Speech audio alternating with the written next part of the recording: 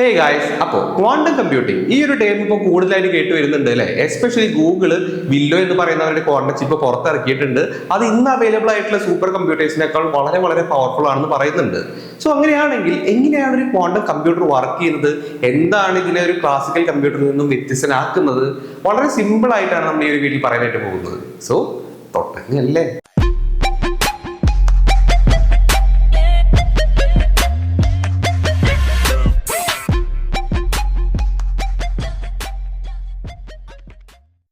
അപ്പോൾ ഒരു quantum computer എങ്ങനെയാണ് വർക്ക് ചെയ്യുന്നതെന്ന് ചോദിച്ചു കഴിഞ്ഞാൽ അതറിയണമെങ്കിൽ ജനറലി ഒരു ക്ലാസിക്കൽ കമ്പ്യൂട്ടർ എങ്ങനെയാണ് വർക്ക് ചെയ്യുന്നത് നമുക്കറിയാം. ക്ലാസിക്കൽ കമ്പ്യൂട്ടർ എന്ന് പറഞ്ഞാൽ ഇപ്പം ഞാനും നിങ്ങളൊക്കെ ഉപയോഗിക്കുന്ന നോർമൽ കമ്പ്യൂട്ടർ അതെങ്ങനെയാണ് വർക്ക് ചെയ്യുന്നതെന്ന് അറിയണം അല്ലേ.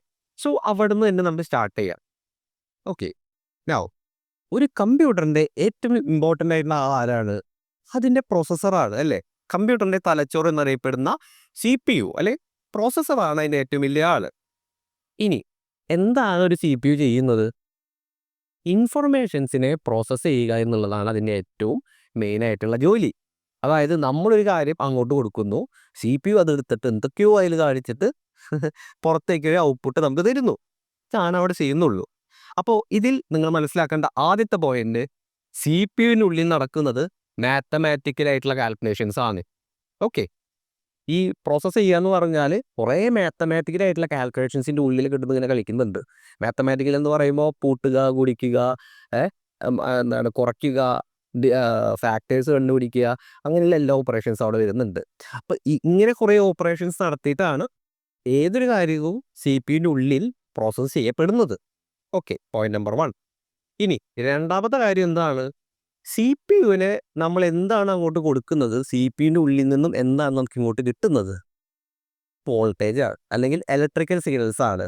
CPU നമുക്ക് മലയാളത്തിൽ പറഞ്ഞ് മനസ്സിലാക്കാൻ പറ്റില്ല അല്ലേ, കാരണം ഇറ്റ്സ് ഹാർഡ്വെയർ. അതിന് നമ്മളെ പോലെ ചിന്തിക്കാനുള്ള കഴിവുകളൊക്കെ ഇല്ല. അപ്പം നമ്മൾ അങ്ങോട്ട് കൊടുക്കുന്നത് എന്താണ്? ഒരു ഇലക്ട്രിക്കൽ വോൾട്ടേജ് അല്ലെങ്കിൽ ഒരു ഇലക്ട്രിക്കൽ സിഗ്നലാണ് നമ്മൾ അതിലേക്ക് CPU കൊടുക്കുന്നത്. ആ ഇലക്ട്രിക്കൽ സിഗ്നൽസിനെ എന്തൊക്കെയോ കാണിച്ചിട്ടാണ് നമുക്ക് ഔട്ട്പുട്ടിൽ അത് മറ്റൊരു ഇലക്ട്രിക്കൽ സിഗ്നലായിട്ട് തരുന്നത്. അപ്പോൾ രണ്ടാമത്തെ കാര്യം ഇലക്ട്രിക്കൽ സിഗ്നൽസ് അല്ലെങ്കിൽ വോൾട്ടേജിനെയാണ് അവിടെ CPU അതിൻ്റെ വോൾട്ടേജുകളെയാണ് അവിടെ പ്രോസസ്സ് ചെയ്യുന്നത്. ഓക്കെ, ഇനി അതുകൊണ്ട് തന്നെ നമുക്ക് എന്താണ്, CPU കൊണ്ട് എന്തൊരു കാര്യം ചെയ്യിപ്പിക്കണമെങ്കിലും ആദ്യം നമ്മൾ അതിനെ വോൾട്ടേജുകളാക്കിയിട്ട് അല്ലെങ്കിൽ ഇലക്ട്രിക്കൽ സിഗ്നൽസ് ആയിട്ട് നമ്മൾ ആദ്യം മാറ്റണം. എന്നാൽ മാത്രമാണ് നമുക്കത് CPU കൊടുത്ത് എന്തെങ്കിലും ചെയ്യിക്കാൻ പറ്റുള്ളൂ. അതായത് ഫോർ എക്സാമ്പിൾ, ഇപ്പം നിങ്ങളുടെ കീബോർഡിൽ നിങ്ങൾ H എന്ന് പറഞ്ഞൊരു കീ ക്ലിക്ക് ചെയ്ത് കഴിഞ്ഞാൽ നമ്മൾ CPU എങ്ങനെ പറയും ഇത് H ആണ് ക്ലിക്ക് ചെയ്തതെന്നുള്ളത്? CPU ഒരു ഐഡിയ ഇല്ല അല്ലേ ഇംഗ്ലീഷിലെ ആൽഫബറ്റിനെ പറ്റിയിട്ട്. അപ്പം നമ്മൾ ചെയ്യുന്നത് H എന്ന് ക്ലിക്ക് ചെയ്താൽ ആ Hന് കറസ്പോണ്ടിങ് ആയിട്ടുള്ള ഒരു വോൾട്ടേജ് സിഗ്നൽസ് ക്രിയേറ്റ് ചെയ്യും.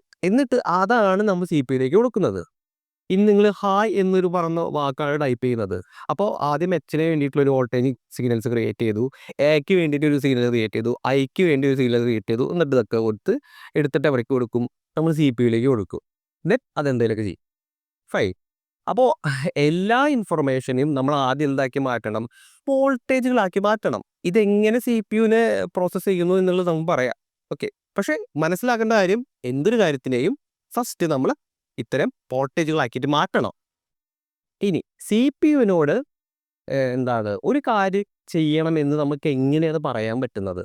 അതിനെയാണ് നമ്മൾ പ്രോഗ്രാമിംഗ് ലാംഗ്വേജുകൾ ഉപയോഗിക്കുന്നത്, സോഫ്റ്റ്വെയറുകൾ ഉപയോഗിക്കുന്നത്. നമുക്കറിയാം സോഫ്റ്റ്വെയർ ഡെവലപ്പേഴ്സ് എന്താ ചെയ്യുന്നത്? അവർ കോഡ് ചെയ്യാണ് അല്ലേ.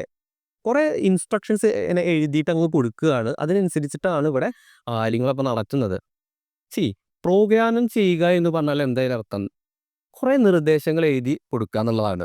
ഫോർ എക്സാമ്പിൾ, നേരത്തെ കാര്യം തന്നെ എടുക്കുക. ഹായ് എന്ന് പറഞ്ഞൊരു കാര്യം കീബോർഡിൽ ടൈപ്പ് ചെയ്ത് കഴിഞ്ഞാൽ അത് ഡിസ്പ്ലേയിൽ എഴുതി വേണം എന്നുള്ളത് നമ്മളിങ്ങനെ എഴുതി കൊടുത്തിട്ടുണ്ട്. കുറേ നിർദ്ദേശങ്ങൾ എഴുതി കൊടുത്തിട്ടുണ്ട്. H വിളിക്കുമ്പോൾ ഇന്ന സംഭവിക്കണം, A വിളിക്കുമ്പോൾ ഇന്ന സംഭവിക്കണം എന്നുള്ളത് എഴുതി കൊടുത്തിട്ടുള്ളത് കൊണ്ടാണ് അവിടെ അതങ്ങനെ നടക്കുന്നത്. ആൻഡ് പ്രോഗ്രാമിംഗ് ലാംഗ്വേജുകൾ ജനറലി ഇംഗ്ലീഷിലാണ് എഴുതുന്നത്. ആൻഡ് നമ്മൾ പറഞ്ഞ പോലെ CPU ഇംഗ്ലീഷ് മനസ്സിലാവില്ല അല്ലേ. അതുകൊണ്ട് തന്നെ നമ്മൾ എന്ത് ചെയ്യണം? ഇംഗ്ലീഷിൽ 26 അക്ഷരങ്ങളുണ്ട്, ആൽഫബറ്റുകളുണ്ട് അല്ലേ. അതുപോലെ തന്നെ നമ്പറുകളുടെ കാര്യം എടുത്താൽ 0 തൊട്ട് 9 വരെയുള്ള നമ്പറുകളുണ്ട്. കുത്തുണ്ട്, കോമയുണ്ട്, സ്പേസ് ഉണ്ട്, കൺട്രോൾ ഉണ്ട്. അങ്ങനെയുള്ള കുറേ കീകളൊക്കെ ഉണ്ട്. ഈ എല്ലാ കാര്യങ്ങൾക്കും കറസ്പോണ്ടിങ് ആയിട്ടുള്ള വോൾട്ടേജുകൾ ഏതൊക്കെയാണെന്ന് നമ്മൾ ആദ്യമേ സെറ്റ് ചെയ്ത് കൊടുക്കണം. അതായത് ഈ കീകളൊക്കെ കീബോർഡിൽ ഓരോ കീ ക്ലിക്ക് ചെയ്യുമ്പോൾ അതിന് കറസ്പോണ്ടിങ് ആയിട്ടുള്ളൊരു റെപ്രസെൻറ്റേഷൻ വേണം വോൾട്ടേജിൻ്റെ. ആ റെപ്രസെൻറ്റേഷനിലുള്ള വോൾട്ടേജാണ് നമ്മൾ എവിടേക്ക് കൊടുക്കുന്നത്? CPU കൊടുക്കുന്നത്. അതായത് ഞാൻ 1 എന്ന് പറഞ്ഞ നമ്പർ ക്ലിക്ക് ചെയ്താൽ അതിൻ്റെ അത് ഇന്ന ഇന്ന പാറ്റേണിലുള്ള ഒരു സിഗ്നലാണ്. 2 എന്ന് പറഞ്ഞ ഒരു നമ്പർ ക്ലിക്ക് ചെയ്താൽ അതിന് കറസ്പോണ്ടിങ് ആയിട്ടുള്ള ഒരു വോൾട്ടേജ് സിഗ്നൽ ഉണ്ടായിരിക്കും. ഓക്കെ. അപ്പോൾ ഇങ്ങനെ പറയുമ്പോൾ നമുക്ക് ചെറിയൊരു കൺഫ്യൂഷൻ ആവുമല്ലേ? ഇതെങ്ങനെയാണ് ഓർമ്മിച്ച് വെക്കുന്നത് അല്ലേ? ഇതെങ്ങനെയാണ് നമ്മൾ ചെയ്യുന്നത്? എച്ച് ക്ലിക്ക് ചെയ്താൽ ഇന്ന ടൈപ്പ് സിഗ്നൽ പോകണം, ക്ലിക്ക് ചെയ്താൽ ഇങ്ങനെ പോകണം എന്നൊക്കെ പറയുന്നതല്ലാതെ ഇതെങ്ങനെയാണ് നമ്മൾ ആലോചിച്ച് വെക്കുന്നത്? അപ്പോൾ അതിനെയാണ് നമുക്ക് എന്ത് വേണ്ടത്? ഇതിൻ്റെ ഇടയിൽ ഒരാളെ വേണം. അയാളാണ് ബൈനറി എന്ന് പറയുന്ന ലാംഗ്വേജ്. നിങ്ങൾ കേട്ടിട്ടുണ്ടാവും കമ്പ്യൂട്ടറിന് അറിയുന്ന ഒരു ഭാഷ ബൈനറി ആണ് എന്നൊക്കെ പറഞ്ഞ് കേട്ടിട്ടുണ്ടാവും. ആക്ച്വലി കമ്പ്യൂട്ടറിന് അറിയുന്ന ഭാഷ ബൈനറി ഒന്നുമല്ല. കമ്പ്യൂട്ടറിനെ അതായത് CPU-ന് ആകെ കൂടി അറിയുന്ന വോൾട്ടേജസിനെ മാത്രമാണ്. അല്ലാതെ ഇവിടെ ബൈനറി എന്നല്ല. മലയാളം ഇംഗ്ലീഷും ഒന്നും തന്നെ അവിടെ മനസ്സിലാവില്ല. പക്ഷേ ബൈനറി എന്ന് പറയുന്ന ഒരു റെപ്രസെൻറ്റേഷൻ ഉപയോഗിച്ചിട്ടാണ് നമ്മൾ എന്ത് ചെയ്യുന്നത്? വോൾട്ടേജിനെ ക്രിയേറ്റ് ചെയ്യുന്നത്. അതെന്തുകൊണ്ടാണെന്ന് പറയാം. മറ്റൊന്നുകൊണ്ടല്ല, ബൈനറി റെപ്രസെൻറ്റേഷൻ ആണ് നമുക്ക് ഇംപ്ലിമെൻ്റ് ചെയ്യാൻ പറ്റുന്ന ഏറ്റവും എളുപ്പത്തിലുള്ളൊരു സംഭവം. കൺഫ്യൂഷൻ ആണെങ്കിൽ ഞാൻ പറയാം. ആദ്യം ബൈനറി എന്താണെന്ന് പറയാം. ബൈനറി എന്ന് പറഞ്ഞാൽ അതൊരു നമ്പർ സിസ്റ്റം ആയിട്ട് എടുക്കാം. വേണമെങ്കിൽ ബൈനറി ലാംഗ്വേജസ് ആയിട്ട് എടുക്കാം. എങ്ങനെ വേണമെങ്കിലും എടുക്കാം. എന്താണെങ്കിലും അവിടെ 2 വാല്യൂ ആകെ കൂടിയേ ഉള്ളൂ. 0 അല്ലെങ്കിൽ 1. ഇതാണ് ബൈനറിയിലുള്ളൂ. നമ്മൾ ഇപ്പോൾ ഇംഗ്ലീഷ് എടുക്കുകയാണെങ്കിൽ അതിൽ 26 അക്ഷരങ്ങൾ ഉണ്ടെന്ന് പറയുന്ന പോലെ ബൈനറിയിൽ ആകെ കൂടി 2 വാല്യൂ ഉള്ളൂ. 0 ഓർ 1. ഇതിലേതെങ്കിലും ഒരു വാല്യൂ ആണ് അവിടെ ഉണ്ടാവുള്ളൂ എപ്പോഴും. ഓക്കെ. എന്തിനാണ് ബൈനറി ഉപയോഗിക്കുന്നത്? നമ്മൾ പറഞ്ഞു നമ്മൾ ഏതൊരു കാര്യത്തിനെയും വോൾട്ടേജ് ആക്കിയിട്ടാണ് കൺവേർട്ട് ചെയ്യേണ്ടത്. അപ്പോൾ എന്ന് പറഞ്ഞ ലെറ്റർ ക്ലിക്ക് ചെയ്ത് കഴിഞ്ഞാൽ ഡയറക്റ്റ് അങ്ങ് കൺവേർട്ട് ചെയ്താൽ പോരെ. പക്ഷെ എന്തിനാണ് ബൈനറി അവിടെ ആദ്യം ഉപയോഗിക്കുന്നത്? ശരിക്കും ഇവിടെ നടക്കുന്നത് എന്താണെന്ന് വെച്ചാൽ നിങ്ങൾ ആലോചിച്ച് നോക്കുക. ഇപ്പോൾ എന്ന് പറഞ്ഞൊരു കീ ക്ലിക്ക് ചെയ്ത് കഴിഞ്ഞാൽ എനിക്ക് ഇപ്പോൾ എങ്ങനെ ചെയ്യാം? ഒരു വോൾട്ടേജ് സിഗ്നൽ ക്രിയേറ്റ് ചെയ്യാം. High voltage, low voltage, low voltage, high voltage. ഇതാണ് ഇനി ബി എടുത്തു കഴിഞ്ഞാൽ എനിക്ക് വേണമെങ്കിൽ എന്ത് കൊടുക്കാം? High voltage, high voltage, low voltage, low voltage. ഇങ്ങനൊരു സിഗ്നൽ പാറ്റേൺ കൊടുക്കാം. പക്ഷേ ഇങ്ങനെ ഈ പാറ്റേൺ നമ്മൾ എങ്ങനെ മനസ്സിലാക്കും? എങ്ങനെ നമ്മൾ കമ്പ്യൂട്ടറിലേക്ക് റെപ്രസെൻ്റ് ചെയ്ത് എഴുതി വെക്കും? അവിടെയാണ് ഒരു പ്രശ്നം. അവിടെയാണ് നമ്മൾ ബൈനറി ഉപയോഗിക്കുന്നത്. കാരണം എന്താണ്? ബൈനറി ഉപയോഗിച്ച് നമുക്ക് എന്ത് ചെയ്യാൻ പറ്റും? ഈ പാറ്റേണിനെ ഈസി ആയിട്ട് റെപ്രസെൻ്റ് ചെയ്യാൻ പറ്റും. ഞാൻ എക്സാമ്പിൾ പറയാം. ഇപ്പോൾ തന്നെ എടുക്കുക. എന്ന് പറയുന്ന ലെറ്ററിനെ ഞാൻ ആദ്യം ഒരു ബൈനറി വാല്യൂ കൊടുക്കുകയാണെന്ന് വിചാരിക്കുക. ബൈനറി വെച്ച് റെപ്രസെൻ്റ് ചെയ്യുകയാണ്. ബൈനറിയും നമ്മൾ പറഞ്ഞ പോലെ 0 ഓർ 1 ഈ 2 വാല്യൂ ഉള്ളൂ. അപ്പോൾ എന്ന് പറഞ്ഞാൽ ഞാൻ അതിനെ ഇപ്പോൾ 0, 0, 1 ഇതാണ് എന്ന് പറഞ്ഞ് സെറ്റ് ചെയ്ത് വെച്ചു. ബി എന്ന് പറഞ്ഞാൽ 1, 0, 0 എന്ന് സെറ്റ് ചെയ്ത് വെച്ചു. ഇനി എനിക്ക് എന്ത് ചെയ്താൽ മതി? ഈ ബൈനറിക്ക് കറസ്പോണ്ടിങ് ആയിട്ടുള്ള വോൾട്ടേജ് ക്രിയേറ്റ് ചെയ്താൽ മതി. എങ്ങനെയാണ് ക്രിയേറ്റ് ചെയ്യാൻ പറ്റുന്നത്? സൂക്ഷിച്ചു നോക്കി കഴിഞ്ഞാൽ സുഖമാണ് അല്ലേ? 0 എന്ന് പറഞ്ഞത് ജനറേറ്റ് ചെയ്യാൻ ലോ വോൾട്ടേജ് കൊടുക്കുക. 1 വരേണ്ട സ്ഥലത്ത് ഒരു ഹൈ വോൾട്ടേജ് കൊടുക്കുക. ഈസിയാണ് അല്ലേ? കമ്പ്യൂട്ടറിനെ ഏറ്റവും എളുപ്പത്തിൽ യൂട്ടിലൈസ് ചെയ്യാൻ പറ്റുന്നത് ബൈനറി റെപ്രസെൻറ്റേഷനാണ്. നമുക്കും അത് തന്നെയാണ് ഏറ്റവും എളുപ്പം. അങ്ങനെ നോക്കിക്കഴിഞ്ഞാൽ ഈ ഒരു കീബോർഡിൽ നോക്കിക്കഴിഞ്ഞാൽ ആ കീബോർഡിലുള്ള എല്ലാ കാര്യങ്ങൾക്കും കറസ്പോണ്ടിങ് ആയിട്ടൊരു ബൈനറി വാല്യൂ ഉണ്ട്. അപ്പം നിങ്ങൾ എച്ച് എന്ന് പറഞ്ഞൊരു കീവേഡ് ക്ലിക്ക് ചെയ്യുമ്പോൾ അതിൻ്റെ ബൈനറിയിലേക്കാണ് അത് ആദ്യം മാറുന്നത്. കൺവേർട്ട് ചെയ്യുന്നത് നമ്മൾ. ദെൻ ആ കൺവേർട്ട് ചെയ്ത ബൈനറീനെയാണ് നമ്മൾ വോൾട്ടേജ് ആക്കി മാറ്റുന്നത്. വളരെ ഈസി ആയിട്ടുള്ള കാര്യമാണ്. ഇതിനേക്കാളും ഈസി ആയിട്ടുള്ളൊരു ഉപകാരം ഉണ്ട് നമുക്ക് ഇങ്ങനെ വോൾട്ടേജ് ക്രിയേറ്റ് ചെയ്യുന്നതിൽ. ഇവിടെ വീണ്ടും നമ്മൾ ഇതിലേക്ക് സൂക്ഷിച്ചു നോക്കിയാൽ നമുക്ക് ഒരു കാര്യം മനസ്സിലാവില്ലേ? ഇതൊരു സ്വിച്ച് പോലെയാണ്. അതായത് ഈ 0യും 1 എന്ന് പറയുന്നത് ഒരു സ്വിച്ചിൻ്റെ ആക്ഷൻ പോലെയാണ്. നിങ്ങൾ വീട്ടിൽ ഒരു ബൾബ് ഉണ്ട്. നിങ്ങൾ സ്വിച്ച് ഓൺ ആക്കി കഴിഞ്ഞാൽ ബൾബ് കത്തുന്നു. സ്വിച്ച് ഓഫ് ചെയ്ത് കഴിഞ്ഞാൽ ബൾബ് കെടുന്നു അല്ലേ? ആ കാര്യം ആലോചിച്ച് നോക്കുക. സ്വിച്ച് ഓൺ ആക്കുക എന്ന് പറഞ്ഞാൽ നമുക്ക് 1 ആയിട്ട് എടുക്കാം. സ്വിച്ച് ഓഫ് ആക്കി കഴിഞ്ഞാൽ 0 ആയിട്ട് എടുക്കാം. സ്വിച്ച് ഓൺ ആക്കി കഴിഞ്ഞാൽ അവിടെ ഒരു നമ്മുടെ സർക്യൂട്ട് കംപ്ലീറ്റ് ആവും. കറണ്ട് അതിലൂടെ കടന്നു പോകും. ലൈറ്റ് കത്തും. ഓഫ് ചെയ്ത് കഴിഞ്ഞാൽ അവിടെ സർക്യൂട്ട് ബ്രേക്ക് ആവും അല്ലേ?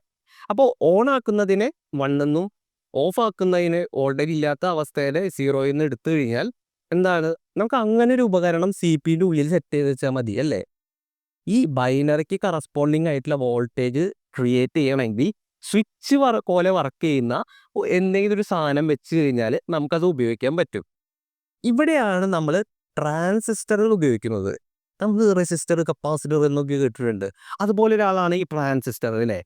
നിങ്ങൾ കേട്ടിട്ടുണ്ടാവും ഒരു CPU-ൻ്റെ ഉള്ളിൽ ഏറ്റവും കൂടുതൽ ബില്യൺസ് ഓഫ് ട്രാൻസിസ്റ്ററുകൾ ഉണ്ടെന്ന് കേട്ടിട്ടുണ്ട് അല്ലേ. അത് എന്തുകൊണ്ടാണ്? ഇതുകൊണ്ടാണ്. കാരണം ഈ ഓരോ കാര്യങ്ങളെയും ഈ ട്രാൻസിസ്റ്ററിനെ സ്വിച്ച് പോലെ വർക്ക് ചെയ്യിക്കാൻ പറ്റും. ട്രാൻസിസ്റ്റർ ഓൺ ആക്കി കഴിഞ്ഞാൽ അവിടെ 1 കിട്ടും, അവിടെ ഒരു ലോ വോൾട്ടേജ് കൊടുത്താൽ അവിടെ 0 എന്നുള്ള റെപ്രസെൻ്റ് ചെയ്യാൻ പറ്റും നമുക്ക്. മനസ്സിലായില്ലേ? ട്രാൻസിസ്റ്റർ ഉപയോഗിച്ച് ഒരു ഹൈ വോൾട്ടേജും ലോ വോൾട്ടേജും നമുക്ക് എപ്പോൾ വേണമെങ്കിലും ക്രിയേറ്റ് ചെയ്യിക്കാൻ പറ്റും. അതുകൊണ്ടാണ് നമ്മൾ CPU-ൻ്റെ ഉള്ളിൽ ട്രാൻസിസ്റ്ററുകൾ ഉപയോഗിക്കുന്നത്. ഫൈൻ. ഈ വേണമെങ്കിൽ ഇതുവരെ പറഞ്ഞത് നമ്മൾ സിമ്പിളാക്കി പറയുകയാണെങ്കിൽ CPU-നെ മനസ്സിലാക്കാൻ പറ്റുന്നത് വോൾട്ടേജിൻ്റെ പല ടൈപ്പിലുള്ള വേരിയേഷൻസ് ആണ്. ആൻഡ് ആ വോൾട്ടേജസ് റെപ്രസെൻ്റ് ചെയ്യുന്നത് എങ്ങനെയാണ്? ബൈനറി വെച്ചിട്ടാണ്. കമ്പ്യൂട്ടറിലുള്ള ഓരോ കാര്യങ്ങളെയും നമ്മൾ ബൈനറിയിലേക്ക് കൺവേർട്ട് ചെയ്യും. ആ കൺവേർട്ട് ചെയ്ത ബൈനറിനെയാണ് നമ്മൾ വോൾട്ടേജുകളാക്കി മാറ്റുന്നത്.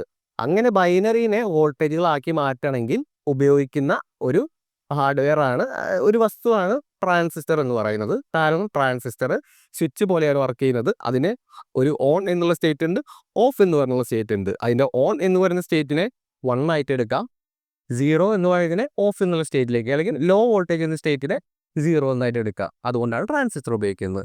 ഫൈൻ. ഓക്കെ, ഇത്രയേ ഉള്ളൂ. ഇങ്ങനെയാണ് ഒരു CPU-ൻ്റെ ഉള്ളിൽ ബേസിക് കമ്മ്യൂണിക്കേഷൻസ് നടക്കുന്നത്. ഇനി ഇവിടെ നമ്മൾ പറയാൻ വിട്ടുപോയൊരു കാര്യം, എങ്ങനെയാണ് CPU പ്രോസസ്സ് ചെയ്യുന്നത്, എങ്ങനെയാണ് ഈ കാൽക്കുലേഷൻസ് ഒക്കെ ചെയ്യുന്നത്? അതാണ് അതിൻ്റെ ഏറ്റവും വലിയ കാര്യമല്ലേ. അങ്ങനെ കാൽക്കുലേഷൻ ചെയ്യണമെങ്കിൽ ഇപ്പോൾ കമ്പ്യൂട്ടറിനോട് ഞാൻ 1+2 ചെയ്യാൻ പറഞ്ഞു കഴിഞ്ഞാൽ നമുക്കറിയാം അല്ലേ, 1+2 എന്ന് പറഞ്ഞാൽ 3 ആണെന്ന് നമുക്കറിയാം. കാരണം എന്തുകൊണ്ടാണ്? ചെറുപ്പത്തിൽ നമ്മൾ കണക്ക് കൂട്ടാനായിട്ട് പഠിച്ചിട്ടുണ്ട്. പക്ഷേ CPU-നെ കൊടുത്തു കഴിഞ്ഞാൽ CPU എന്ത് ചെയ്യും? CPU ഒന്നും ചെയ്യാനില്ല അല്ലേ. CPU-നെപ്പോൾ നമ്മൾ ആദ്യം കണക്ക് കൂട്ടാൻ പഠിപ്പിച്ചു കൊടുക്കണം. പക്ഷേ പറഞ്ഞ പോലെ അതിൽ മനുഷ്യനല്ല, ഹിന്ദി പോയിട്ട് മലയാളത്തിലോ ഇംഗ്ലീഷിനോ പറഞ്ഞു കൊടുക്കാൻ പറ്റില്ല. പകരം എനിക്ക് എന്ത് ചെയ്യാൻ പറ്റും? കൂട്ടുക എന്ന് പറയുന്ന ആ കൺസെപ്റ്റിനെ ഒരു ഹാർഡ്വെയർ ആയിട്ട് അതിലങ്ങ് കൊണ്ടുവയ്ക്കാൻ പറ്റും. ഓക്കെ, അതായത് കൂട്ടാൻ വേണ്ടി മാത്രം ഒരു ഹാർഡ്വെയർ ഉണ്ടാക്കി വെച്ചു. അതായത് വീട്ടിൽ നിങ്ങളിപ്പോൾ ഒരു എക്സാമ്പിൾ എടുക്കുകയാണെങ്കിൽ പമ്പ് യൂസ് ചെയ്യാറുണ്ട് കിണറുകൾക്ക് അല്ലേ. അതെന്തിനു വേണ്ടിയിട്ടാണ്? കിണറിൽ നിന്ന് വെള്ളം വലിച്ചെടുത്ത് നമ്മൾ പുറത്തേക്ക് എടുക്കാൻ വേണ്ടിയിട്ടാണ് എന്ന് പറയാം. അപ്പോൾ ആ പമ്പിൻ്റെ ഒരു ഉപയോഗം എന്ന് പറഞ്ഞാൽ, ആ ഒരു ഉപയോഗം എന്ന് പറഞ്ഞാൽ അതാണ്. എന്ന് പറയുന്ന പോലെ CPU-ൻ്റെ ഉള്ളിൽ കൂട്ടാൻ വേണ്ടി ഞാനൊരു ഉപകരണം ഉണ്ടാക്കി, കുറയ്ക്കാൻ വേണ്ടി ഒരു ഉപകരണം ഉണ്ടാക്കി, ഗുണിക്കാൻ വേണ്ടി ഒരു ഉപകരണം ഉണ്ടാക്കി, ഫാക്ടർ ചെയ്യാൻ വേണ്ടിയിട്ട് ഒരു ഉപകരണം ഉണ്ടാക്കി. ഇങ്ങനെ കുറേ ഉപകരണങ്ങൾ ഉണ്ടാക്കി ഞാൻ അതിൽ ഉള്ളിൽ വെച്ച് കഴിഞ്ഞാൽ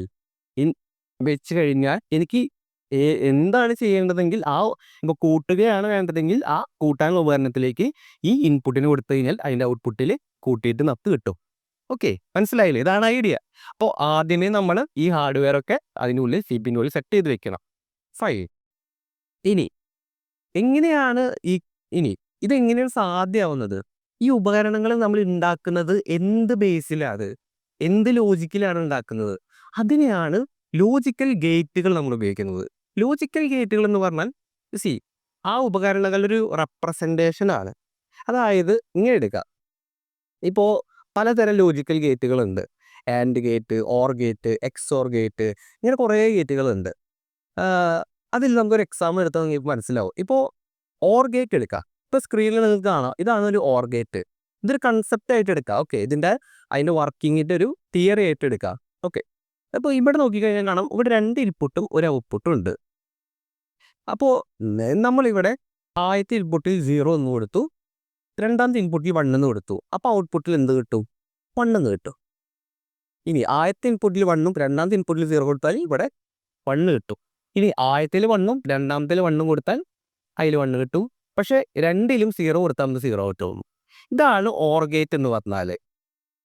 ഇതൊരു റെപ്രസെൻറ്റേഷൻ ആണ്. ഇവിടെ നിങ്ങൾ നോക്കിക്കഴിഞ്ഞാൽ ശ്രദ്ധിച്ചാൽ കാണും, ഏതെങ്കിലും ഒരു ഇൻപുട്ട് 1 ആയിക്കഴിഞ്ഞാൽ ഔട്ട്പുട്ട് 1 ആയിരിക്കും. ഓക്കെ, അതാണ് ഒരു ലോജിക്കൽ ഗേറ്റ്. ഇത് നമ്മുടെ ലോജിക്കാണ്. അങ്ങനെ സാധനം നമ്മൾ ഉണ്ടാക്കി വെച്ചു. ഇനി ആൻഡ് ഗേറ്റ് ഉണ്ട്. ഇപ്പോൾ സ്ക്രീനിൽ കാണുന്നതാണ് ആൻഡ് ഗേറ്റ്. ഈ ഗേറ്റിൻ്റെ പ്രത്യേകത എന്താണ്? ഇതൊക്കെ എങ്ങനെയാണ് ഉപയോഗിക്കുന്നത് ഞാൻ പറയാം. ഓക്കെ, ഇവിടെ ആൻഡ് ഗേറ്റ് പാറ്റേൺ ആണ് ഇവിടെ എഴുതിയിട്ടുള്ളത്. ഇവിടെ നോക്കി കഴിഞ്ഞാൽ നിങ്ങൾക്ക് എന്ത് മനസ്സിലാവും? 2 ഇൻപുട്ടിലും 1 വന്നാൽ മാത്രമേ ഔട്ട്പുട്ടിൽ 1 കിട്ടുള്ളൂ. ഓക്കെ. അപ്പൊ ഇങ്ങനെ കുറെ ഗേറ്റുകളുണ്ട്. അത് എല്ലാം നമ്മൾ പറയുന്നില്ല. അപ്പൊ നിങ്ങൾ മനസ്സിലാക്കേണ്ടത് എന്താണ്? ഇത്തരത്തിലുള്ള ഗേറ്റുകൾ നമ്മൾ എന്ത് ചെയ്യും? ഈ ട്രാൻസിസ്റ്ററുകൾ ഉപയോഗിച്ചും മറ്റൊക്കെ കുറച്ച് കാര്യങ്ങളൊക്കെ ഉപയോഗിച്ച് നമ്മൾ ഉണ്ടാക്കി ഇതിൻ്റെ ഉള്ളിൽ വെക്കും. ഇത് ഉപയോഗിച്ചിട്ടാണ് കൂട്ടാനും കുറയ്ക്കാനൊക്കെ നമ്മൾ ചെയ്യുന്നത്. ബേസിക്കലി കൂട്ടുക എന്ന് പറഞ്ഞു കഴിഞ്ഞാൽ ഇപ്പൊ നിങ്ങൾക്ക് സ്ക്രീന് കാണാമല്ലേ, ഈ ഗേറ്റുകൾ ഉപയോഗിച്ച് കൂട്ടാനുള്ള ഒരു ഉപകരണം ഉണ്ടാക്കാനുള്ള ബ്ലൂ പ്രിന്റ് ആണ് നിങ്ങൾ സ്ക്രീനിൽ കാണുന്നത്. ഈ ഒരു ബ്ലൂ പ്രിന്റ് ഉപയോഗിച്ചിട്ടാണ് നമ്മൾ എന്ത് ചെയ്യുന്നത്? സി പി യുവിൻ്റെ ഉള്ളിൽ ഇതേപോലെ വർക്ക് ചെയ്യുന്ന രീതിയിൽ നമ്മൾ ട്രാൻസിസ്റ്ററുകളെയും മറ്റ് കമ്പോണന്റുകളെയൊക്കെ സെറ്റ് ചെയ്ത് വെക്കുന്നത്. ഇങ്ങനെയാണ് കൂട്ടാനുള്ള ഒരു ഒരു ഹാർഡ്വെയർ, കുറയ്ക്കാനുള്ള ഹാർഡ്വെയർ, ഗുണിക്കാനുള്ള ഹാർഡ്വെയർ ഒക്കെ ഉണ്ടാക്കുന്നത് ഇങ്ങനെയാണ്. ഇതാണ് അതിൻ്റെ ലോജിക്ക്. ഇതാണ് ആ ലോജിക്കിനെ ബേസ് ചെയ്തിട്ടാണ് നമ്മൾ അതിൻ്റെ ഇംപ്ലിമെൻറ്റേഷൻ ഉണ്ടാക്കുന്നത്. ഇത് കൺഫ്യൂഷൻ ആണെങ്കിൽ അങ്ങനെ കൂളായിട്ട് നിങ്ങൾ ചിന്തിക്കേണ്ടെന്ന് ആവശ്യമില്ല. ബേസിക്കലി കാൽക്കുലേഷൻസ് ചെയ്യാനായിട്ട് ഓരോ കാൽക്കുലേഷൻസ് ചെയ്യാൻ വേണ്ടി ഓരോ ഉപകരണങ്ങൾ അല്ലെങ്കിൽ ട്രാൻസിസ്റ്ററുകൾ നമ്മൾ അതേ രീതിയിലൊക്കെ സെറ്റ് ചെയ്ത് ഓരോന്ന് ഉണ്ടാക്കി വെച്ചിട്ടുണ്ട് എന്ന് മനസ്സിലാക്കുക. ഓക്കെ. യാ ഇനി ഏറ്റവും വലിയൊരു കാര്യം, ഒരു പാസിറ്റീവ് കമ്പ്യൂട്ടർ ഇപ്പോൾ വർക്ക് ചെയ്യുന്ന ബേസിക്കലി ഇത്രയേ ഉള്ളൂ. ഈ പറഞ്ഞ പോലെ ഓരോ കാര്യങ്ങളെയും ബൈനറി ആക്കി മാറ്റുക, അതിനെ സിഗ്നൽസ് ആക്കി മാറ്റുക. ദെൻ ഈ എന്താണ് ഈ ഗേറ്റുകളൊക്കെ ഉപയോഗിച്ചിട്ട് നമ്മളതിനെ ഓപ്പറേഷൻസ് നടത്തുക, ഔട്ട്പുട്ടിലേക്ക് ഒരു കാര്യം തരിക. Okay fine. പക്ഷേ ക്ലാസിക്കൽ കമ്പ്യൂട്ടേഴ്സിൻ്റെ ഏറ്റവും വലിയൊരു കാര്യം എന്താണ്? അത് ബൈനറി ഉപയോഗിക്കുന്നത് കൊണ്ട് തന്നെ അറ്റ് എ ടൈമിൽ ഒരു കാര്യം മാത്രമാണ് ഇയാൾക്ക് ചെയ്യാൻ പറ്റുള്ളൂ. ഓക്കെ. അത് മനസ്സിലാക്കണമെങ്കിൽ നിങ്ങളിപ്പോൾ സ്ക്രീനിൽ ഈ ഒരു സംഭവം നോക്കുക. ഇത് നിങ്ങൾ ഓൾറെഡി ചെറുപ്പത്തിലും അല്ലെങ്കിൽ ഇപ്പോഴാണെങ്കിലും കണ്ടിട്ടുണ്ടാവും അല്ലേ? വഴി കണ്ടുപിടിക്കുക. ഓക്കെ. ഇപ്പം ഇതിലെങ്ങനെയാണ് ഇപ്പം ഈ ഒരു പ്രോബ്ലം ഞാനൊരു ക്ലാസിക്കൽ കമ്പ്യൂട്ടറിന് കൊടുക്കുകയാണെങ്കിൽ കമ്പ്യൂട്ടർ എന്ത് ചെയ്യും? ആദ്യം ഒരു വഴി പോയി നോക്കും. ആ വഴി പോയി നോക്കിയിട്ട് കറക്റ്റ് വഴി കിട്ടില്ല, എവിടെയെങ്കിലും ബ്ലോക്ക് വന്ന് കമ്പ്യൂട്ടർ വീണ്ടും സ്റ്റാർട്ടിങ്ങിലേക്ക് പോകും. ദെൻ അടുത്ത വഴി നോക്കും. ഇനി അവിടെയും ബ്ലോക്ക് വന്നാൽ വീണ്ടും അടുത്ത വഴി നോക്കും. ഇവിടെ ഉള്ളൊരു പ്രശ്നം എന്താണ്? ഇപ്പോൾ ടോട്ടൽ 20 വഴികളുണ്ട്. പക്ഷേ ഒരു വഴി മാത്രമാണ് കറക്റ്റായിട്ട് വരുള്ളൂ അല്ലേ? പക്ഷേ 20 എന്താണ് ടൈം നമുക്ക് വരച്ചു നോക്കാം വേണമെങ്കിൽ എന്ന് വിചാരിക്കുക. അപ്പോൾ അതിൻ്റെ വേഴ്സ്റ്റ് കേസായിട്ടുള്ള സെനാറിയോ എന്താണ്? 20 തവണ ഞാൻ വരച്ച് നോക്കി 20ാമത്തെ തവണയാണ് എനിക്ക് ആൻസർ കിട്ടുന്നുള്ളൂ എങ്കിൽ അത് നേരെ മോശമാണ് അല്ലേ? ചില സമയത്ത് ചിലപ്പോൾ ആദ്യം തന്നെ വരച്ച് നോക്കുമ്പോൾ നമുക്ക് കറക്റ്റ് വഴി കിട്ടും. അങ്ങനെയാണെങ്കിൽ കുഴപ്പമില്ല. പക്ഷേ അപ്പോൾ ദ ഇഷ്യൂ എന്താണ്? ക്ലാസിക്കൽ കമ്പ്യൂട്ടേഴ്സിന് ഒരു കാര്യമാണ് അറ്റ് എ ടൈം ചെയ്യാൻ പറ്റുള്ളൂ. അതുകൊണ്ട് തന്നെ ആദ്യം ഒരു വഴി പോയി നോക്കൂ, പിന്നെ അത് ഇല്ലെങ്കിൽ അടുത്ത വഴി പോയി നോക്കൂ, അല്ലെങ്കിൽ അടുത്ത വഴി പോയി നോക്കൂ. ഇങ്ങനെയാണ്. ഇത് ആക്ച്വലി ടൈം കൺസ്യൂമിങ് ആയിട്ടുള്ളൊരു കാര്യമാണ്.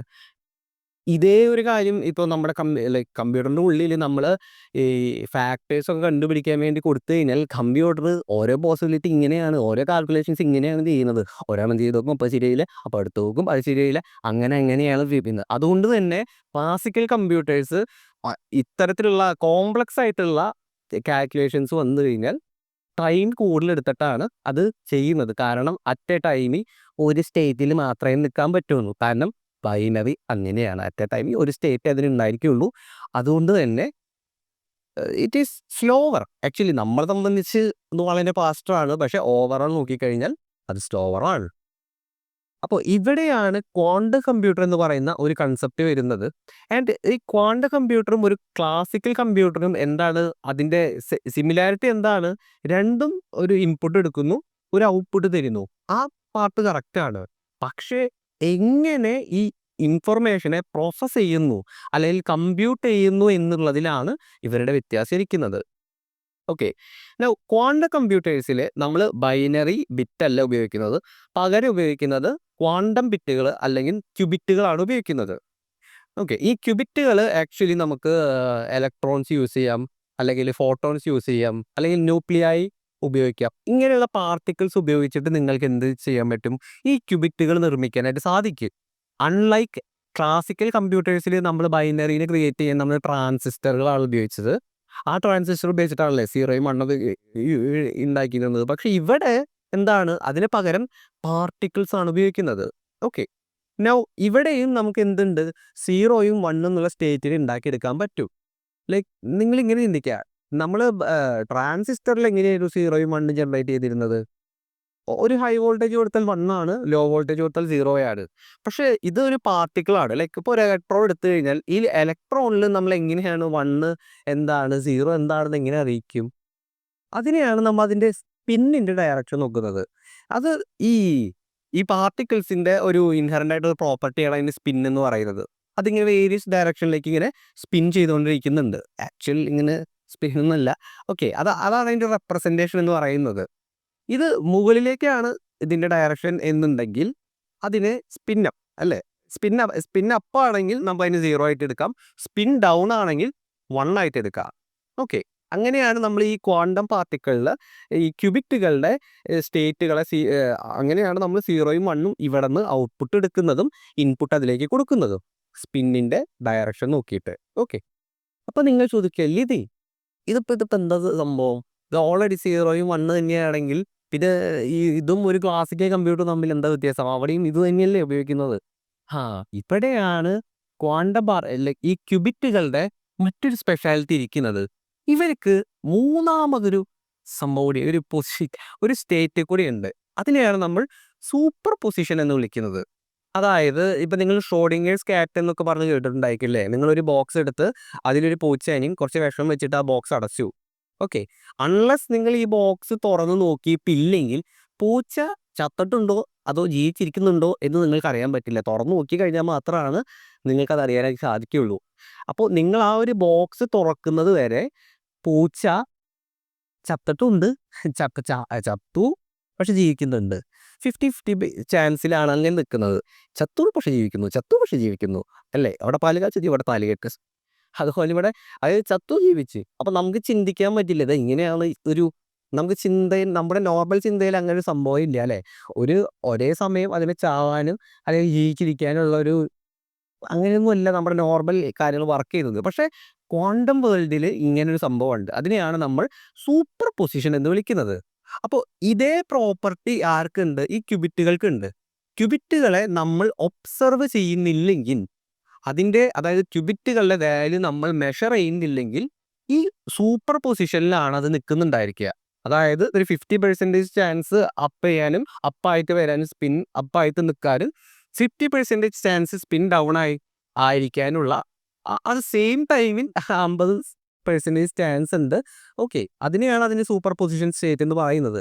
അൺലെസ് നമ്മൾ അതിനെ നോക്കിക്കഴിഞ്ഞാൽ ക്യൂബിറ്റിൻ്റെ വാല്യൂ നമ്മൾ മെഷർ ചെയ്ത് കഴിഞ്ഞാൽ തീർന്നു. അപ്പോൾ അവിടെ ഒരു സ്റ്റേറ്റേ ഉണ്ടാവുള്ളൂ.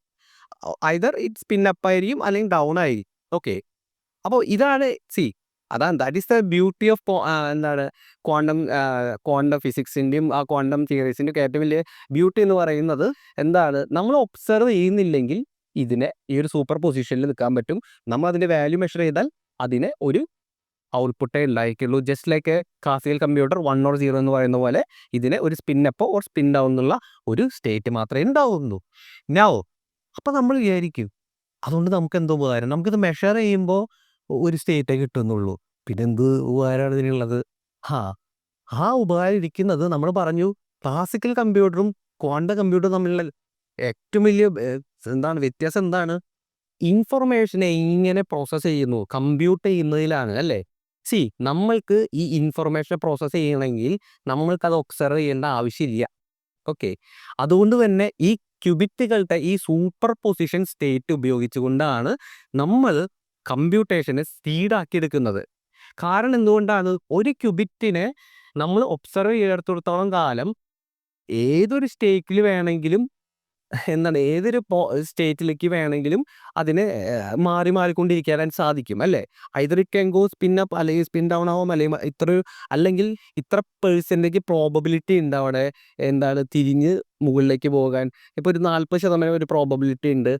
ലൈക്ക് നമുക്കൊരു അത് കൺഫ്യൂഷൻ ആക്കാനായിട്ട് മുന്നേ നമുക്ക് ഇങ്ങനെ പറയാം. ഇതിപ്പോൾ എല്ലാം ഒരു പ്രോബബിലിറ്റീസ് ആണ്. ലൈക്ക് ഒരു ക്വാണ്ടം ബിറ്റ് അല്ലെങ്കിൽ ഒരു ക്യൂബിറ്റിൻ്റെ വാല്യൂ അപ്പാണോ ഡൗൺ ആണോ എന്നുള്ളത് ഇങ്ങനെയാണ് നമുക്ക് അറിയുന്നത് അല്ലേ? അതൊരു പ്രോബബിലിറ്റിയാണ്. നമ്മൾ നോക്കുമ്പോൾ മാത്രമാണ് അതൊരു സ്റ്റേറ്റ് കിട്ടുന്നതെങ്കിൽ ആ ഒരു സ്റ്റേറ്റ് കിട്ടാൻ എത്ര പ്രോബബിലിറ്റി ഉണ്ട് അല്ലേ? അതിനെയാണ് നമ്മൾ അതിൻ്റെ കോയിഫിഷ്യൻ്റ് എന്ന് പറയുന്നത്. അതിന് നമ്മൾ ആൽഫ, ബീറ്റ അതുപോലുള്ള കോംപ്ലക്സ് നമ്പർ വെച്ചിട്ടാണ് അതിനെ റെപ്രസെൻറ്റ് ചെയ്യുന്നത്. എത്ര പ്രോബബിലിറ്റി ഉണ്ട് അത് സ്പിൻ അപ്പ് ആവാൻ, എത്ര പ്രോബബിലിറ്റി ഉണ്ട് അത് സ്പിൻ ഡൗൺ ആവാൻ. ഓക്കെ. ചിലപ്പോൾ ഒരു 40% പോസിബിലിറ്റി ഉണ്ട്. എന്താണ് ഞാൻ അതിൻ്റെ വാല്യൂ മെഷർ ചെയ്യുമ്പോൾ അത് സ്പിൻ അപ്പ് ആവാൻ എന്നുണ്ടെങ്കിൽ ഓക്കെ. ഒരു 60% ചാൻസ് ഉണ്ട് സ്പിൻ ഡൗൺ ആവാനുണ്ടെങ്കിൽ ദെൻ അങ്ങനെ. അതൊക്കെ ഓരോ പ്രോബബിലിറ്റീസ് ആണ്. അപ്പോൾ ഇത്രയും അധികം പ്രോബബിലിറ്റീസ് എന്തുണ്ട് ക്യൂബിറ്റിനെ സൂപ്പർ പൊസിഷൻ എന്ന് പറയുന്ന സ്റ്റേറ്റിൽ അത്രയധികം പ്രോബബിലിറ്റീസ് അവിടെ ഉണ്ടെന്നാണ് അർത്ഥം അല്ലേ? ഈ പ്രോബബിലിറ്റീസ് ഉപയോഗിച്ചിട്ടാണ് അത് നിങ്ങൾ കൺഫ്യൂഷൻ ആണെങ്കിൽ ഞാനൊരു എക്സാമ്പിൾ വെച്ച് പറഞ്ഞുതരാം. ഓക്കെ. ഈ പ്രോബബിലിറ്റീസ് ആണ് നമ്മുടെ മെയിൻ സംഭവം. നമ്മുടെ കമ്പ്യൂട്ടിങ്ങിനെ ഏറ്റവും സഹായിക്കുന്നത് ഈ ഒരു സ്റ്റേറ്റ് ആണ്. അത് മനസ്സിലാക്കണമെങ്കിൽ നമ്മൾ ആദ്യം പറഞ്ഞൊരു എക്സാമ്പിൾ എടുക്കാം. വഴി കണ്ടുപിടിക്കുക എന്നുള്ള ഈ ഒരു പ്രോബ്ലം നമ്മൾ ക്വാണ്ടം കമ്പ്യൂട്ടറിനാണ് കൊടുക്കുന്നതെങ്കിൽ എന്താണ് ഇവിടെ പ്രത്യേകത? ബൈ ക്ലാസിക്കൽ കമ്പ്യൂട്ടർ ആണെങ്കിൽ നമ്മൾ പറഞ്ഞു അവർക്ക് ഒരു സ്റ്റേറ്റിൽ എത്ര ടൈം നിൽക്കാൻ പറ്റുള്ളൂ. അതുകൊണ്ട് തന്നെ ഓരോ വഴിയും പോയി അത് കിട്ടിയില്ലെങ്കിൽ അടുത്ത വഴി ഇങ്ങനെയാണ് പോകേണ്ടത്. പക്ഷേ ക്വാണ്ടം കമ്പ്യൂട്ടറിൻ്റെ പ്രത്യേകത എന്താണ്? ഒരു ക്യൂബിറ്റിനെ എല്ലാ പ്രോബബിൾ സ്റ്റേറ്റിലും നിലനിൽക്കാനുള്ള കഴിവുള്ളത് കൊണ്ട് തന്നെ എല്ലാ വഴിക്കൂടിയും ഒറ്റയടിക്ക് അങ്ങ് പോയി നോക്കൂ. ദെൻ നമുക്ക് ഔട്ട്പുട്ടിൽ ഒരു വഴി കിട്ടുള്ളൂ. യു സീ ദ ഐഡിയ അല്ലേ? ക്യൂബിറ്റിനെ മൾട്ടിപ്പിൾ സ്റ്റേറ്റുകളിൽ, അതായത് ലൈക്ക് ആ മൾട്ടിപ്പിൾ പ്രോബബിലിറ്റീസ് അവിടെയുണ്ട്. സ്പിൻ അപ്പ് ആവാനും ഡൗൺ ആവാനും. അപ്പം എല്ലാ പ്രോബബിലിറ്റീസിലേക്കൂടെയും അറ്റ് എ ടൈമിൽ കടന്നു പോയി കഴിഞ്ഞാൽ നമുക്ക് ഇൻസ്റ്റന്റ് ഔട്ട്പുട്ട് കിട്ടും അല്ലേ? അപ്പോൾ ഈ ഒരു പ്രോബ്ലത്തിൽ എല്ലാ വഴികളിലൂടെയും അറ്റ് എ ടൈമിൽ ഇത് കടന്നു പോകും. ദെൻ നമുക്ക് ഔട്ട്പുട്ട് കിട്ടും. അപ്പോൾ നിങ്ങൾ ആലോചിച്ച് നോക്കുക, മറ്റൊരു ക്ലാസിക്കൽ കമ്പ്യൂട്ടേഴ്സ് ചിലപ്പോൾ ഈ ഒരു പ്രോബ്ലം സോൾവ് ചെയ്യാൻ ചിലപ്പോൾ ഒരു 2 മണിക്കൂർ എടുത്ത് വയ്ക്കുക. അതേസമയം ഇത് വിത്തിൻ നാനോ സെക്കൻഡുകൾ, അതിനേക്കാളും കുറവ് സെക്കൻഡുകൾക്കുള്ളിൽ ഈ സംഭവം ആൻസർ കിട്ടി. അവിടെയാണ് അതിൻ്റെ ഡിഫറൻസ് ഇരിക്കുന്നത്. ഈ ക്വാണ്ടം വിദ്യകളുടെ ആ സൂപ്പർ പൊസിഷൻ എന്ന് പറയുന്ന ആ ഒരു സംഭവത്തിലാണ് അതിൻ്റെ കമ്പ്യൂട്ടേഷണൽ പവർ ഇരിക്കുന്നത്. ആൻഡ് ഇതിൻ്റെ മുകളിലേക്ക് പോയി കഴിഞ്ഞാൽ കുറേയധികം കാര്യങ്ങളുണ്ട്. ക്വാണ്ടം എൻഡാങ്കിൾമെൻറ്റ് എന്ന് പറഞ്ഞൊരു കൺസെപ്റ്റ് വരുന്നുണ്ട്, ഇൻ്റർഫിയറൻസ് വരുന്നുണ്ട്. ഇതൊക്കെ അതൊക്കെ കുറേ അഡ്വാൻസ്ഡ് ആയിട്ടുള്ള കാര്യങ്ങളാണ്. അതായത് ഇപ്പോൾ ക്വാണ്ടം എൻഡാങ്കിൾമെൻറ്റ് ഇത് നിങ്ങൾ കേട്ടിട്ടുണ്ടാവും. അതായത് ഇപ്പോൾ 2 ക്യൂബിറ്റുകൾ എടുത്തു കഴിഞ്ഞാൽ പരസ്പരം കണക്റ്റഡ് ആയിട്ടുള്ള ഒരു ക്യൂബിറ്റുകൾ എടുത്തു കഴിഞ്ഞാൽ ഒരെണ്ണത്തിന് മെഷർ ചെയ്ത് കഴിഞ്ഞാൽ അതിൻ്റെ നേരെ ഓപ്പോസിറ്റ് സ്റ്റേറ്റ് ആയിരിക്കും അതിനെ കണക്ട് ചെയ്തിട്ടുള്ള എൻഡാങ്കിൾഡ് ആയിട്ടുള്ള ക്യൂബിറ്റ് ഉണ്ടായിരിക്കുക. അപ്പോൾ ആദ്യത്തെ ക്യൂബിറ്റിൻ്റെ വാല്യൂ 0 ആണെങ്കിൽ അതിൻ്റെ എൻഡാങ്കിൾഡ് ക്യൂബിറ്റിൻ്റെ വാല്യൂ 1 ആയിരിക്കും. ഈ കൺസെപ്റ്റുകളൊക്കെ അവിടെ ഉപയോഗിക്കുന്നുണ്ട്. കമ്പ്യൂട്ടേഷന് വേണ്ടി നമ്മൾ ഈ ക്വാണ്ടം എൻഡാങ്കിൾമെൻ്റ് ഒക്കെ ഉപയോഗിക്കുന്നുണ്ട്. അതൊക്കെ മനസ്സിലാക്കാൻ അങ്ങനെ കുറേ കൺസെപ്റ്റുകൾ ഉണ്ടെന്നുള്ളത് നമുക്ക് കൂടുതലായിട്ട് പോകുന്നില്ല. പക്ഷേ നിങ്ങൾ മനസ്സിലാക്കേണ്ട കാര്യം എന്താണ്? ഈ സൂപ്പർ പൊസിഷൻ എന്ന് പറയുന്ന ആ ഒരു കാര്യം കൊണ്ടാണ് നമുക്ക് ഇത്രയധികം കമ്പ്യൂട്ടേഷൻസ് അറ്റ് എ ടൈമിൽ ചെയ്യാൻ പറ്റുന്നത്. അത് തന്നെയാണ് നമുക്ക് വേണ്ടതല്ലേ? ഇപ്പോൾ നോർമലി ഇപ്പോൾ 1+2 കൂട്ടാനൊന്നും ക്വാണ്ടം കമ്പ്യൂട്ടറിൻ്റെ ആവശ്യമില്ല. പക്ഷേ നമുക്ക് വളരെ കോംപ്ലക്സ് ആയിട്ടുള്ള പ്രോബ്ലംസ് വന്നാൽ, അതായത് കുറേയധികം പ്രോബബിലിറ്റീസ് ചെക്ക് ചെയ്യാൻ വേണ്ടിയിട്ടുള്ള പ്രോബ്ലംസ് ഒക്കെ വന്നു കഴിഞ്ഞാൽ എന്താണ് അത്രയും എഫിഷ്യൻ്റ് ആണ് ഒരു ക്വാണ്ടം കമ്പ്യൂട്ടർ എന്ന് പറയുന്നത്. കാരണം അതിനെ മൾട്ടിപ്പിൾ അതിൻ്റെ ആ സൂപ്പർ പൊസിഷൻ എന്ന് പറയുന്ന സ്റ്റേറ്റിനെ ഉപയോഗിച്ചുകൊണ്ട് നമുക്ക് മൾട്ടിപ്പിൾ പോസിബിലിറ്റീസിനെ അറ്റ് എ ടൈമിന് ചെക്ക് ചെയ്യാനായിട്ട് സാധിക്കും എന്നുള്ളതുകൊണ്ട് ഇത് നമുക്ക് വളരെയധികം ഉപയോഗപ്പെടും. ലൈക്ക് നമുക്ക് മെഡിക്കൽ റിസർച്ച് ഒക്കെ എടുത്തു കഴിഞ്ഞാൽ നമുക്ക് കുറേയധികം ഡാറ്റേനെ പ്രോസസ്സ് ചെയ്ത് കുറേ പോസിബിൾ വഴികളിലൂടെയൊക്കെ പോയിട്ട് വേണം കറക്റ്റായിട്ടുള്ള ചിലപ്പോൾ ഒരു മെഡിസിൻ കണ്ടുപിടിക്കാൻ, അല്ലെങ്കിൽ അത് വർക്കാവും എന്നുള്ള ആ ഒരു സെനാറിയോസ് കണ്ടുപിടിക്കാൻ അല്ലേ? അത്തരം സിറ്റുവേഷനിലൊക്കെ ഇത് വളരെ ഉപയോഗപ്പെടും. അതുപോലെ തന്നെ എൻക്രിപ്ഷൻ അൽഗോരിതം, നിങ്ങൾ ഒരു വെബ്സൈറ്റ് എടുത്തു കഴിഞ്ഞാൽ ആ വെബ്സൈറ്റ് സെക്യൂർ ആണെന്ന് പറഞ്ഞ് കേട്ടിട്ടുണ്ടാവും. ആ സെക്യൂരിറ്റി എൻക്രിപ്ഷൻസ് ഒക്കെ എന്താണ് നമുക്ക് ഒന്നും കൂടി സ്ട്രോങ് ആക്കാൻ പറ്റൂ. ലൈക്ക് അത്രയധികം ഇൻഫിനിറ്റ് പോസിബിലിറ്റീസ് അവിടെ, അത്രയധികം പോസിബിലിറ്റീസ് അവിടെ നമുക്ക് ക്രിയേറ്റ് ചെയ്യപ്പെടാൻ പറ്റും. അപ്പം കൂടുതൽ അൺബ്രേക്കബിൾ ആയിട്ടുള്ള എൻക്രിപ്ഷൻസ് ഒക്കെ ഉപയോഗിക്കാൻ പറ്റും. സോ ഹ്യൂമാനിറ്റിക്ക് ഇത് വളരെ വലിയൊരു കാര്യമാണ്. കാരണം നമ്മുടെ റിസർച്ചുകൾ, നമ്മുടെ സയൻറ്റിഫിക് ആയിട്ടുള്ള ഗ്രോത്ത്, ടെക്നിക്കലി ഗ്രോത്ത്, ഇതൊക്കെ ഇമ്പ്രൂവ് ചെയ്യാൻ ഇത്തരം കമ്പ്യൂട്ടറുകൾക്ക് സാധിക്കും എന്നുള്ളതാണ്. ഓക്കെ. അവിടെയാണ് അല്ലാതെ വെറുതെ നിങ്ങൾക്ക് ഒരു സിനിമ കാണാനോ വീഡിയോ എഡിറ്റ് ചെയ്യാനോ അങ്ങനെയുള്ള കാര്യങ്ങൾ ചെയ്തിട്ടല്ല ഈ ക്വാണ്ടം കമ്പ്യൂട്ടേഴ്സ് ഉപയോഗിക്കുന്നത്. ഇത്തരത്തിലുള്ള കോംപ്ലക്സ് ആയിട്ടുള്ള കാൽക്കുലേഷൻസിന് വേണ്ടിയിട്ടാണ്. ഓക്കെ. ഈ ഒരു വീഡിയോയിൽ ഞാൻ ഏകദേശം ഇത് വളരെ സിംപ്ലിഫൈഡ് ആയിട്ടുള്ള ഒരു വേർഷനാണ്. ഇതിന് ഇൻഡെപ്തിലേക്ക് പോവുകയാണെങ്കിൽ നമുക്ക് ഓരോന്ന് എടുത്തെടുത്ത് പറയുകയാണെങ്കിൽ കുറേയധികം കാര്യങ്ങൾ ആക്ച്വലി പറയാനുണ്ട്. അങ്ങനെ ഓരോ കാര്യങ്ങളും നമുക്ക് ഇൻഡെപ്ത് ആയിട്ട് വേണമെന്നുണ്ടെങ്കിൽ നിങ്ങൾ താഴെ കമൻറ്റ് ചെയ്ത് കഴിഞ്ഞാൽ നമുക്ക് വേണമെങ്കിൽ ഒരു സെപ്പറേറ്റ് വീഡിയോ ഓരോന്നിന് വേണ്ടി എന്താണ് ഈ ക്വാണ്ടം ബിറ്റുകൾ അല്ലെങ്കിൽ ക്വാണ്ടം തിയറിയിൽ എങ്ങനെയാണ് വർക്ക് ചെയ്യുന്നത്, അതുപോലെ തന്നെ എൻടാങ്കിൾമെൻറ്റ്, ഇൻ്റർഫിയറൻസ്, ഇതിൻ്റെ വേവ്സ് എങ്ങനെയാണ് ഇത് മെഷർ ചെയ്യുന്നത് എന്നുള്ള കാര്യങ്ങളൊക്കെ വേണമെങ്കിൽ നമുക്ക് സെപ്പറേറ്റ് വീഡിയോ ചെയ്യാം. പക്ഷേ നിങ്ങൾ എപ്പോഴും മനസ്സിലാക്കേണ്ടത് ഇതൊരു ജനറൽ ഐഡിയ ആണ്. ഓക്കെ, നാളെ നിങ്ങളോട് ഒരാൾ ഒരു ഐഡിയ ചോദിക്കുകയാണെങ്കിൽ ഇതൊക്കെയാണ് ഇതിൻ്റെ സംഭവം എന്നുള്ളൊരു ഐഡിയ നിങ്ങൾക്ക് ഉണ്ടായിരിക്കാൻ വേണ്ടിയിട്ടാണ് ഈ ഒരു സിമ്പിൾ എക്സ്പ്ലനേഷൻ ഞാനൊരു വീഡിയോ ചെയ്തത്. ഓക്കെ, സോ എല്ലാം എപ്പോഴും പറയുന്ന പോലെ തന്നെ ഈ വീഡിയോ ഇഷ്ടപ്പെട്ടു കഴിഞ്ഞാൽ ലൈക്ക് ചെയ്യുക, സബ്സ്ക്രൈബ് ചെയ്യുക, അപ്പോൾ ലൈക്ക് ക്ലിക്ക് ചെയ്യുന്ന കാണുന്നവരെ പപ്പരെ.